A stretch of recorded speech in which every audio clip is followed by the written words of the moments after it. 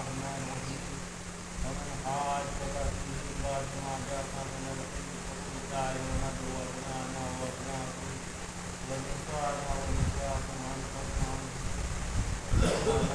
ونجعل لعنة الله على الكاذبين اللهم صل على محمد ارشاد نصر العين مبارکہ کی آیت مباحث کے بارے میں ذکر ہو رہا ہے اور پیغام پہنچایا جا رہا ہے کہ نبی یا جو اللہ کی طرف سے بنایا ہوا نمائندہ ہوتا ہے خدا اسے دو خصوصیتیں دیتا ہے صادق ہوتا ہے امین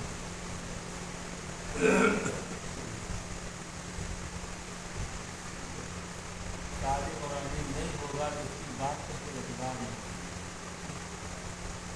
جو پیغام پہنچایا ہے اگر وہ پیغام اپنے خلاف جا رہے ہیں تو انسان بدل جائے آپ دیکھیے ظاہر میں کتنے سخت قانون بنائے جاتے ہیں لیکن جب وہی قانون میں خود کتنے رکھتے ہیں تو والے قانون دائیں بائیں بائی پاس کرا کر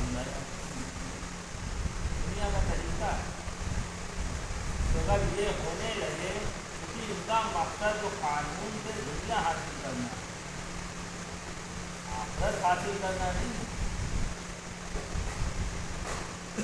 اگر اس کا تعلق آخرت بنانے سے ہوتا اور جتنے نبی آئے ہیں مرنے کے بعد کی زندگی کی خبر نہیں ہے بشارت یا ڈرانا دنیا کے بشیر نذیر نہیں ہے دنیا میں حرامی بشیر نذیر ہے ہم بھی اپنے لڑکے سے کہتے بیٹا پڑھو گے میں پاس نہیں پڑھو گے تو فیل ہو جاؤ محنت کرو گے تو آگے بڑھو گے قائل بنو گے تو یہ بشیر و نذیر تو ہم بھی ہیں کیا پیغمبر جیسے بشیر و نذیر لیکن بشارت دینے والے اور ڈرانے والے نہیں مرنے کے بعد کی زندگی کے بارے میں بشارت اور ڈرانے دیکھو تم مرو گے کبھی ایک حالت دوسری حالت میں پلٹ جاؤ گے اور یعنی انسان جو ڈرتا ہے تو موت سے نہیں فنا ہونے سے ڈرتا ہے انسان فطری طور پر انسان موت سے نہیں ڈرتا فنا ہونے سے ڈرتا ہے اسی لیے آخر مجھے تحویل دلایا گیا پیغمبر جاننے کو تم ڈرو کہ تمہاری زندگی ہے پاکیزہ زندگی اگر تم نے اس الہی منصوبے کے اعتبار سے گزاری ہے تو یہاں بھی خیر عافیت سے رہو گے اور وہاں ان میں جو سب سے بڑی چیز صداقت ہے اسی لیے قرآن کیا ہے جھوٹوں پہ لانا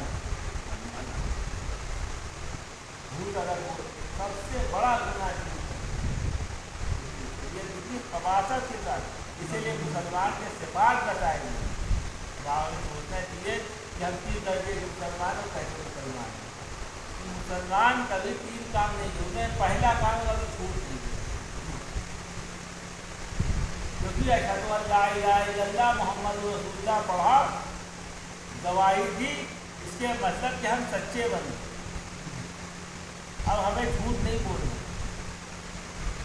اور کیا ہے دوسری چیز خیانت نہیں کرنی امانت داری تو خیانت کسی بھی امانت کا خیانت نہیں کرنی تو خیانت خالی پیسے کی نہیں ہوتی نگاہوں سے ہوتی ہے ہاتھوں سے ہوتی ہے پیروں سے ہوتی ہے دل کی ہوتی ہے فکر کی ہوتی ہے خیانت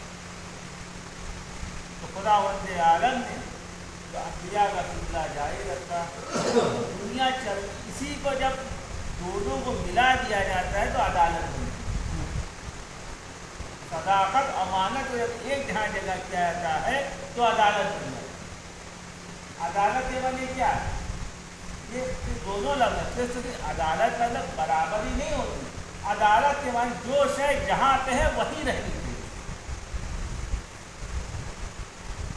صداقت اور امانت عدالت ہے جو شے جہاں پہ ہے وہیں کرے تو انبیاء جو آئے ہیں جو شے جہاں کی ہے وہیں پلٹائی جائے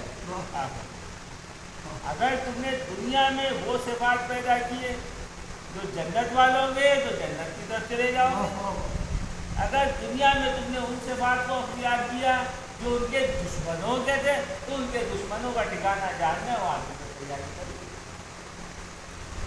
اور اسی پاکیزگی اور اس کے لیے بہترین پاکیزہ بنے اس سب سے بڑے انسان کو زندگی سے جھوٹ سارے سرکار ہو گئے.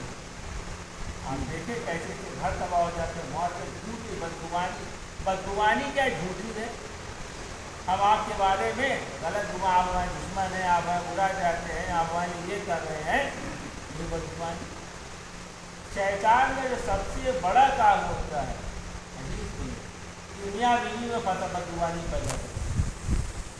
تو یہیں سے پورا کا گھر سیکنڈ نمبر پہ تو بھائی بھائی میں بدگمانی پیدا کرتا ہے. پھر اب معاشرہ گھر ختم ہو. اب آپ کسی دوسرے سے گرائی لانے کی ضرورت نہیں ہے. ہیروشیما نے بم گرائے تو نسلان نسل کا گرا ہے. جیسے ہیروشیما میں ایٹامک بم گرا تھا تو آج بھی اس کے اثرات نظر آتے ہیں. تو یہ نسلوں تک بدلوں جھوٹ کا اثر دکھتا ہے. خاندان تباہ ہو جاتے ہیں, اس سے ختم ہو جائے. اور اللہ نے اس سے کیا نہ کہ قطع رحم. مولا نے وصیت کی کہ تم قطع رحم کرو گے تو تمہارے دعائیں نہیں بلائیں نازل ہوں گی. تم دعا کرو گے دعا نہیں پوری ہوگی. تو قطع رحم کیا ہے؟ رشتے داروں کو چھوڑ دینا. اچھا انسان رشتے داروں کو چھوڑتا کیا ہے؟ دیکھیے کوئی معصوم نہیں ہوتا. ہم معصوم نہیں ہیں کہ ہمارا بھائی ہم سے تقاضا کرے اس بات کا. ہم سے غلطی ہوگی, کوتاہی ہوگی, کسی کو برداشت کرنے کا نام صلہ رحم ہے. میرا بھائی ہے, میرا بھتیجا ہے, میرے چچا ہیں, میرے خالہ ہے, ماموں ہے, عزیز اقربا ہے, ان سے انہوں نے ہمارے حق میں کوتاہی کی ہے تبھی تو ہم ناراض ہوئے ہیں.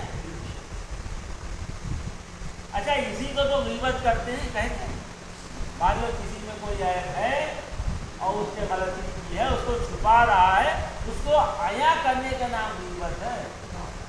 اب وہ دماغ میں بات نہیں تو آپ ان کے منہ میں کہتے ہیں نہیں. تو غیبت کی جو تعریف کی گئی ہے کسی کی غیبت میں کسی کے پیچھے ایسی بات کہنا کہ اسے معلوم ہو تو تکلیف ہو, اس کو کہتے ہیں غیبت. یعنی اپنے مردہ بھائی کے گوشت کھانے کا, کسی کے پیٹھ پیچھے اس کے بارے میں اشارے کرنے کو غیبت کہا گیا. یعنی کوئی صاحب آئے ہیں, ہم آپ کو دیکھ کے مسکرا دیں خدا خواستہ کسی وجہ سے, تو اسے غیبت میں خدا شمار کرتا ہے.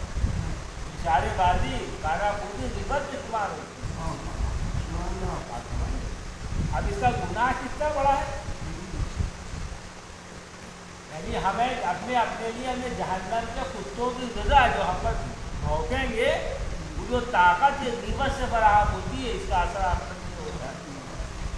اب ہم کہیں کتے ہم پر بھونک کہہ رہے تو کہ آپ ہی نے تم کو غذا کھلائی تھی, ہم کہاں لائے؟ کہتے جو غیبت کرتے تو اسی سے اور تندوس بن گئے. یہ کتے جو شیر سے زیادہ قوی نقصان دے پاڑی دوڑ رہے ہیں, انہیں طاقت پڑ جائے کس نے دے دی؟ کہنے آپ ہی نے تو ان کو بڑھایا, آگے پرورش کی ہے. ارے ہم نے کر دی. جو تم غیبتیں کرتے تھے وہی کھا کھا کے یہاں خدا اس کا غذا بناتا تھا. وہ غیبت کی آخرت میں غذا اس کتوں کی بنتی تھی. کبھی ہوگا آپ کے بھونک دیں گے. اب آپ کیوں پریشان ہیں؟ پناہ مانگی تھی اللہ سے. آپ کو کتنا چھوٹا ہے لیکن دعا نہیں پوری ہوتی. شب قدر میں امام کے ساتھ بیٹھ جائیں لیکن اللہ نے دعا نہیں پوری کریں گے جب تک غیبت والا معاف نہ کرے. معافی مانگو جا کے. اچھا معافی کے بھی طریقے امام نے بتائیں.